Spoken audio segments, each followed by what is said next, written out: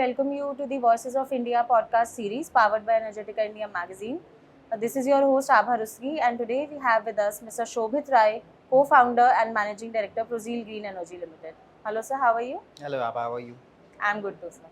So, sir, can you introduce yourself to our audiences and tell us about yourself and what the company is? Yeah. So, first of all, thank you very much for bringing me on this podcast. So, my name is Shobit. I'm the co-founder, managing director of Prozeal Green Energy. Uh, I, along with my co-founder, we started this company way back in 2013. Initially, it was a small rooftop solar EPC company. Then we scaled it up from solar EPC rooftop to utility ground mounted scale projects. Now we do entire value chain of renewable system, which is your solar, which is all types of, whether it is a rooftop but not residential. Then we have ground mounted utility solar. We have floating solar. We also do wind solar hybrid projects. Also into BESS systems. We can tell you that we are amongst the first company in India to actually operate a utility scale C&I battery storage project here in Gujarat. As a company, we are there almost in more than 18 states, more than 5 different countries that we operate. Also, a forward integration of our renewable business, we have also ventured into the green derivative business, where we are putting up our first high purity green ammonia project, which is expected to be commissioned by June 27. So that's about the company. As a company, again, just to add on that, we also uh, in terms of capacity installed, we are more than 2.2 gigawatt under renewable, Okay. both on the EPC and IPP model. So that's about the company. Okay. So, being one of the veterans in this industry, how would you describe your leadership journey? I think it has been a roller coaster, to be honest. Like when we started way back in 2013 with almost zero capital, it was a difficult business to be in, because we were competing with very large giants, likes of Tata and L&T. So getting a breakthrough, especially on the utility side, because it was always viewed, everyone viewed us as a very small player, but again we had proved ourselves, and probably basic things which has helped us to scale to this particular level is obviously consistency and the kind of discipline that we have showed, the perseverance we have showed to compete with large giants, and I think that has helped us to bring it here. Okay, so initially when you entered into this market, what were the challenges and do you think those challenges still exist?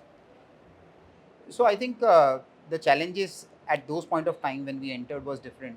So specifically, as I mentioned, that getting a breakthrough, because when you are working on projects where the check sizes are into multi crores, it's very difficult to prove bankability in front of the customer. That was one of the major challenges. And secondly, that even during the early days when the renewable journey just started in India, it was very difficult to convince the customers that why actually they should go for renewables.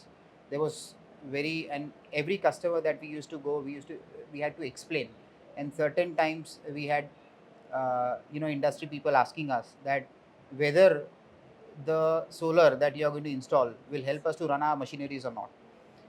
So that point of time the challenges were different, but now obviously as the industry has matured, those challenges are not there. But obviously there are different challenges, like uh, you have to consistently ensure that you get land and connectivity, which has become a very very big challenge. So plus obviously on the competition side, the competition is much more tougher as compared to what it used to be in way back in from 2013 to 2020. So I think the challenges keeps on shifting as the industry becomes more and more mature. Okay, so as you talked about the customers, how do you build trust that they should, come to you?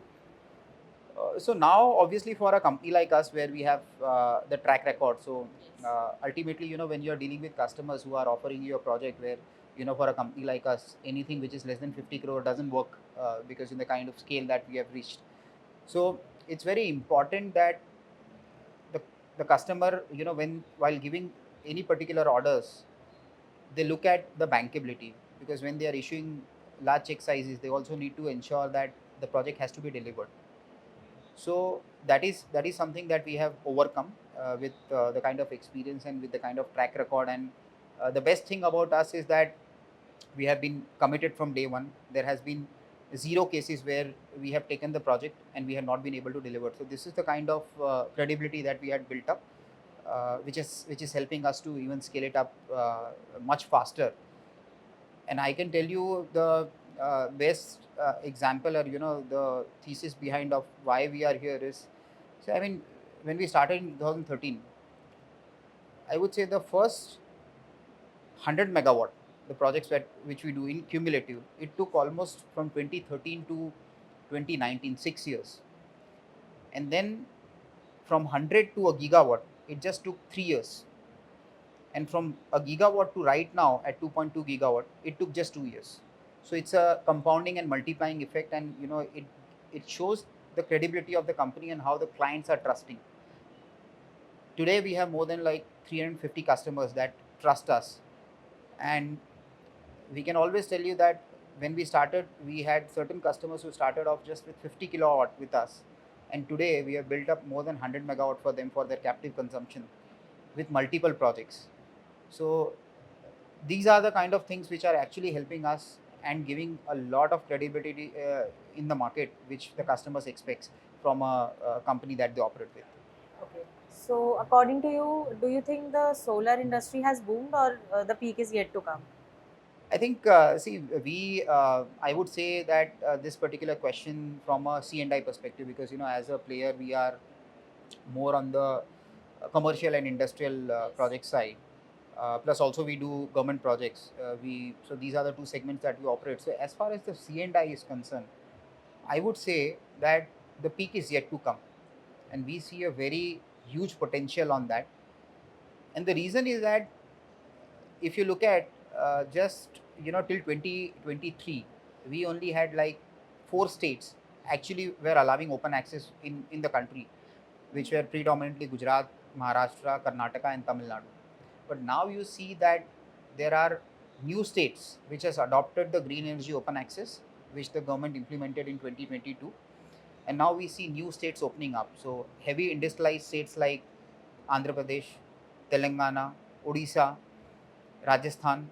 These are few of the states where there are a lot of industries which are potentially the customers for us, and potentially it is not a, like, no industry is doing renewables only for the sake of just sustainability, but it is also about how they can reduce their cost of operations. And typically, if you see, for any manufacturing, power is almost like 25 to 30% at a minimum for any product that they manufacture. So if they are able to bring their cost maybe 50%, so probably their cost of good becomes lesser, and this is what is helping them to build the product more in a cost effective way, where they can also expand their capacities and go globally. So I think there's a lot more to do.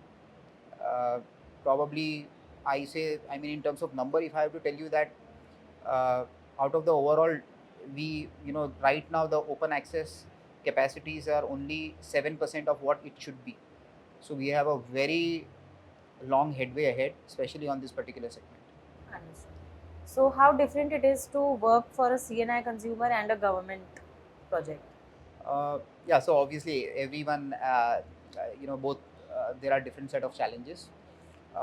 So again, our C&I model is a plug and play park model, wherein we offer both, I would say, all the solutions. Like, if somebody is looking at only a solar solution, we offer them a solar. So how it works is, basically, we secure land, we secure connectivity, and depending on what the consumer wants, depending on their energy consumption, depending on the policy, we offer allocate the land in our park, and then there is a common infrastructure like PSS, GSS, and the transmission line, which is used for the entire park capacity.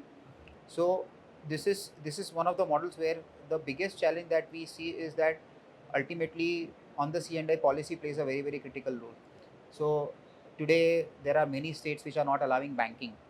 So obviously, somebody, when we were thinking about doing a, let's say, for a consumer, let's say 20 megawatt, today the capacities have come down to like 10 megawatt. So those are the regulatory risks that, especially on the C&I segment, that we face. But again, on the government side, if we talk about, so government, there are different challenges, because obviously government projects, the tender documents are like a Gita for you. So everything, whatever has been written, you need to honor. Secondly, uh, for a government project, even if there are challenges on the land, if there are challenges on the ROW, those are not being considered by the government agencies. You still have to deliver the project on time.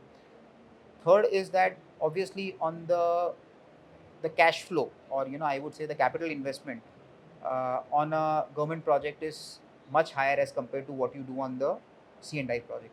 So, but at the same time, if you see that, uh, I would not say today, but maybe a couple of years back, when we used to do the government business, the margins are relatively better in a government business as compared to a C&I, because C&I, it's highly commoditized. But now it's the similar situation for the government projects as well. So I think every C&I also have certain pros. At the same time, government also have certain pros and certain cons. So I think you need to have a mix. So probably as a company, we have a strategy on how much percentage that we should do C&I, how much percentage that we should do on the government projects. So mix of that put together works for us. Okay. So have you ever received any absurd requests like इतना megawatt लगाया है, इतना मिलना ही चाहिए, जो sense नहीं है but लोग मांग रहे हैं, चाहे वो गवर्नमेंट है चाहे वो सीएनआई कंज्यूमर है? सी देखिए, इस इंडस्ट्री में हर तरीके के कस्टमर्स हैं, and probably lot of time there is not full understanding on the subject, you have partial knowledge. So वहाँ पे होते हैं लोगों की आस्क आती है. Certain times they have ask कि आपका जो जनरेशन गारंटी नंबर होना चाहिए वो पर मेगावाट इतना एक्स होना चाहिए, which according to us, because we being an established player, we don't operate in a way कि आप कुछ भी बोलोगे हम दे देंगे. So there are certain practical situation, and because for us as a company, contract is like a bond. Once we agree something, we are bound to deliver that. So when certain of this sort of an ask comes, so probably we try and educate to that customer. But after that also, if he doesn't agree, then probably it's the company's decision whether to go ahead or not. Because see, customer के पास आज ऐसा नहीं है, when anyone is wanting to renewable, they are not only calling us, they call multiple companies like us, and then everyone has their own set of requirements, and they work in their own different ways. But at least for us, when certain absurd requirement comes, our approach is always to educate them in the right way. And if the customers agree, then probably we go ahead. Otherwise, obviously it's a no go, for especially for a company like us, because it's not that when you're doing an EPC, there are two. I mean, as I mentioned, that we operate on the C&I, and C&I on EPC model, and also on the IPP model. So on the EPC model, it is something where it's a liability. When you are constructing for somebody, it's a liability, because you have the system defect liability period, so your system has to perform. And now secondly, the radiation is something which is not in our control. So we are very clear that how the mechanism on the generation will work. Again, on the IPP side, obviously when you negotiate on the power purchase agreement, there are lots of absurd kind of requirement that comes in. So earlier, again, because we have seen the entire phase of renewable since it has started way back in 2013. So earlier it used to be a seller's market, because there were very limited choices. तो आज आपकी अगर कोई particular requirement है, you had like very few players able to offer on the PPA model. But today the situation has changed. It has become a buyer's market. So buyer governs, and then there are too many consultants in the market, where obviously to sell their consultancy, they kind of advise in a way which probably is not something जो bankable बनाता है वो PPA को. क्योंकि ultimately आप एक asset बना रहे हो which is for a let's say 25-year PPA with a 15-year lock in, से फॉर एग्जांपल. तो अगर आपके टर्म्स एंड कंडीशंस अगर आपने बहुत ज़्यादा लूज एंडेड रख दिए, तो आप PPA तो साइन कर लेंगे, but ultimately lenders will not be comfortable, because उसमें कोई सर्टिनिटी नहीं है, आपके रेवेन्यू की कोई सर्टिनिटी नहीं है. And secondly, this renewable business is like annuity kind of a business. इसमें ऐसा नहीं है कि आप you are going to make 20% equity आ रहा है, 25% इक्विटी आ रहा है. It's a very highly, the margins are very less to play. So you have to, and the tariffs because of the competition have gone down so significantly less. So it doesn't make sense for you to like compromise on the PPA terms. Understood. So as now there is so much information and you said this is a buyer's market. So लोगों को मतलब आप किस तरीके के questions पूछते हैं? वो पहले से ज़्यादा बेटर इन्फॉर्म्ड है तो वो पूछते हैं कैसे पैनल्स लगा रहे हो आप, कितना आउटपुट देगा, या फिर अभी भी ऐसे ही चल रहा है कि हाँ जो आपने बताया कि हाँ ये सही है? हाँ भाई, ये तो ऐसा ये क्वेश्चन ऐसा है ना कि आज के डेट में जब हम क्लाइंट्स के सामने बैठते हैं ना, because I have a habit like for most of the clients I deal, और मैंने इतने सारे आज ऑलमोस्ट पिछले 13 साल में इतने अलग अलग कस्टमर्स देखे हैं। और आज के डेट में तो जो है, पहले जब हम क्लाइंट के साथ जाते थे तो वो इसी तरीके से शुरुआत करते थे कि दैट आप कैसे लगाएंगे, आपका साइट पे रेडिएशन कितना है। अब तो जाने पे वो ये सारी क्वेश्चंस पूछते ही नहीं है। Now they set the parameters कि हमें ये पैरामीटर्स चाहिए, आप इस पैरामीटर्स के अकॉर्डिंगली आप बताइए कि इसमें आप इतना क्या क्या इसको ऑनर कर सकते हो, क्या ऑनर नहीं कर सकते हो, and their expectations are sometimes not realistic. So the market has evolved and people are well informed. In certain cases the information is misleading, in certain cases they do understand when you explain, they do understand the practicality. So आज now the emerging topic for any when you sit across any customer. So just आपको बात करूँ तो कल ही मैं एक दिल्ली में एक वेरी लार्ज बिजनेस ग्रुप के साथ मेरा एक मीटिंग था। वहाँ पे we were discussing solar plus base Maharashtra में, because now the banking policy has change and it's a very very large group. मतलब उनका एक सिर्फ प्लांट का consumption is yearly more than 30 crore units.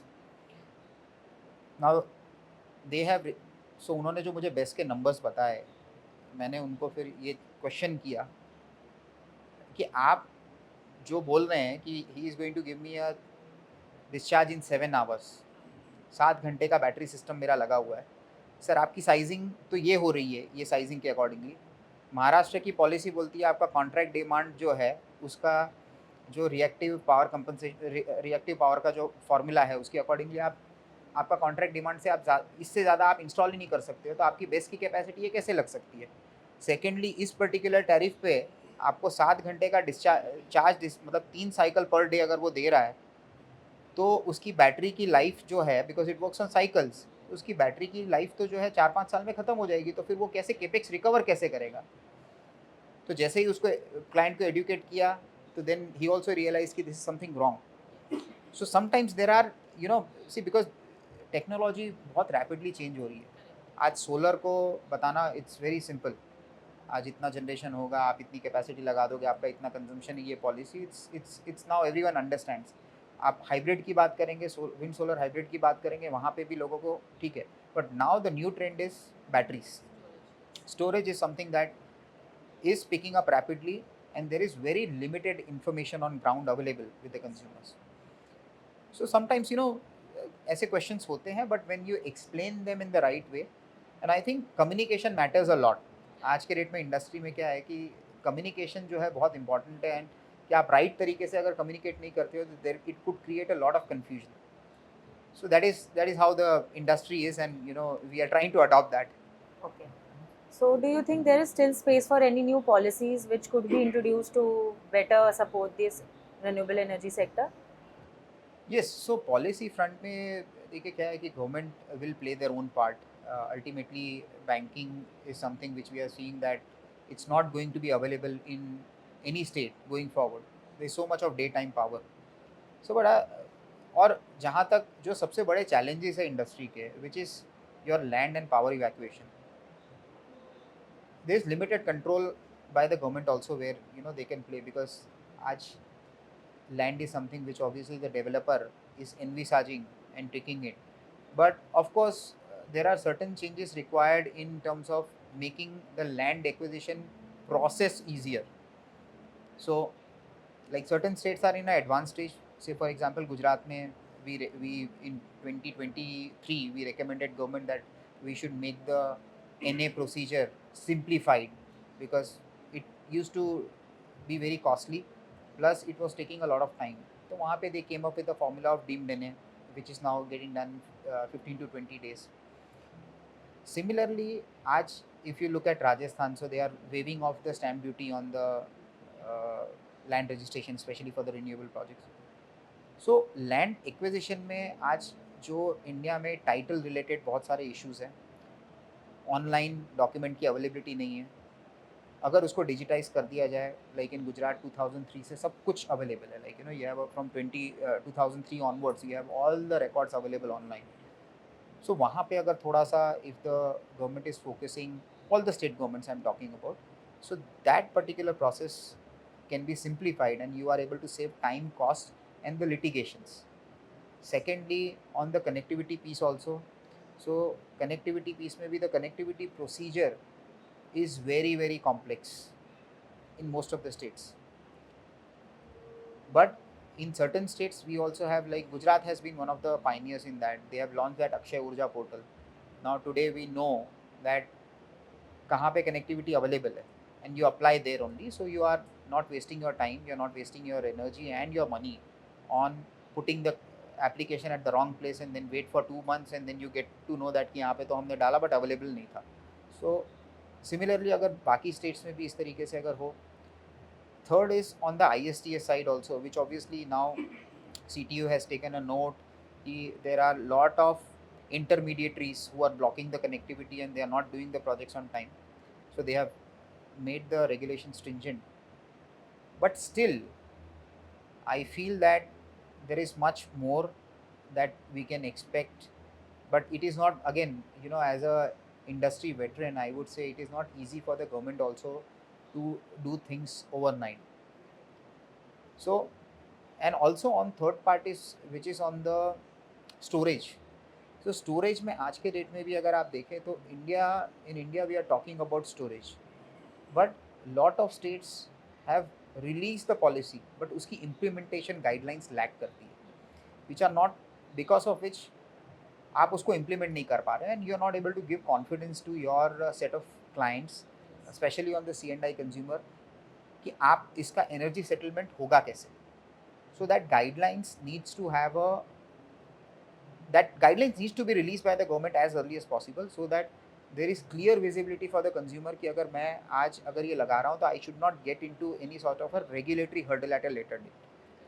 So I think these are few measures which probably government can think and give some positive solution on. So how practical do you think this DCR mandate is? Like, is the industry following that and it is going according to what government is expecting? I think DCR, at least for June deadline, looks to be too premature. I mean, I would say that at least we should have another 1 year, because आज अगर आप देखें India में cell capacity, because most of the utility scale projects will not be preferring to go ahead with a mono PERC modules. Everyone would want to have TOPCon. Now, total installed capacity as per on the cell lines, as per the MNRE data, latest data, is 27 gigawatt. Out of which, if you see the TOPCon line is hardly 10 gigawatt. And out of that 10 gigawatt also, if you look at operational or the throughput which is expected out of that, which is on the efficiency as well as on the output, we are not able to get that. So probably there is lack of capacity right now. And secondly, see the kind of tariffs that are available, especially on the government projects, and now also on the C&I. The market has become so commoditized that आज के date में the generation numbers अगर आपके 2% 3% भी एनविशास number से अगर आपके कम हो जा रहे हैं, probably your entire project goes for a toss.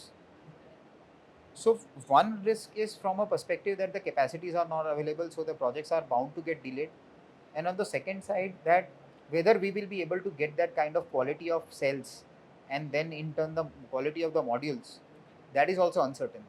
So यहाँ पे it's going to be tough times, but probably if you see ये reflect नहीं हो रहा है in the bidding, and you are able to see that आज के date में भी in spite of the commodity cycle getting reversed, in spite of this ALMM2 getting implemented from 1st of June 2026, we are not able to see that the tariffs are going in that direction.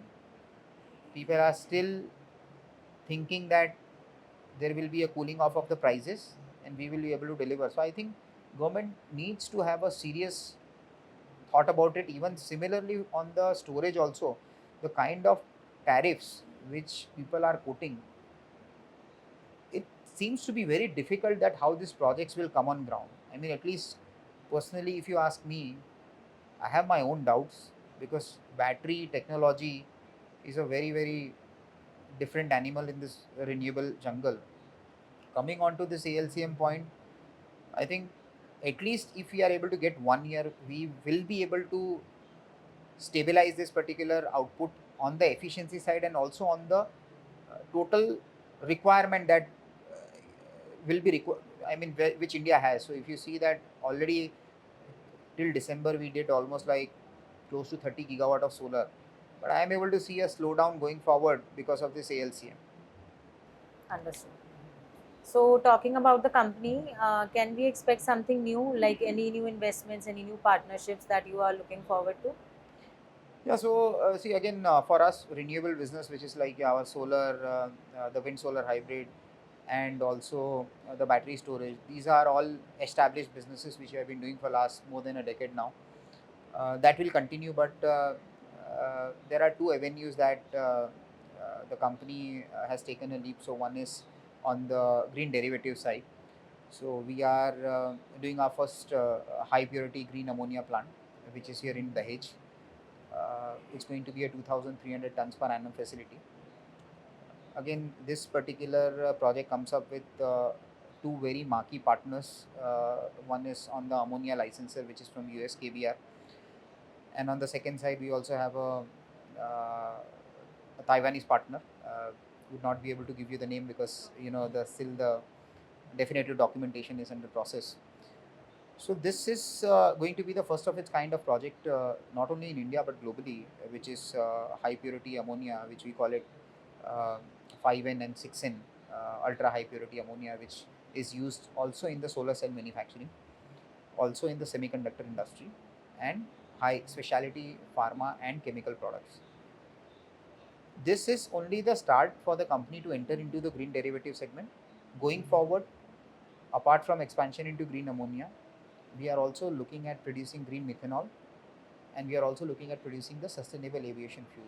So this is something which the company is looking forward to manufacture, which we call it as a specialty industrial gases segment, which is we are focusing too much on this at this point of time. Apart from our renewable business, we have a separate vertical, and we going forward we see that there is going to be a lot of demand, and being the because of very high entry barrier, it is not easy for any company to enter into this. So we feel that this is going to create a niche for us going forward. Okay. So, moving on to our last segment of this podcast, how do you keep informed on the recent market trends or what the industry is right now doing? So I think magazines like Energetica gives a lot of information.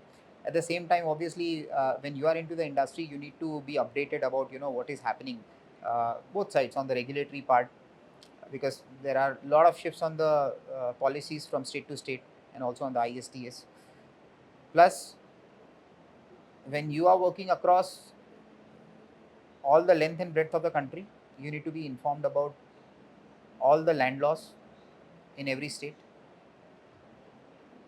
So the only thing that helps us is because we have a regulatory team who keeps on track about what is happening in the market. Plus, we keep on reading on the information available in the public domain as well. So on the technology part, obviously, as we all know that on the renewable side, China is the innovator at this point of time. So we visit exhibitions to understand about what is happening globally.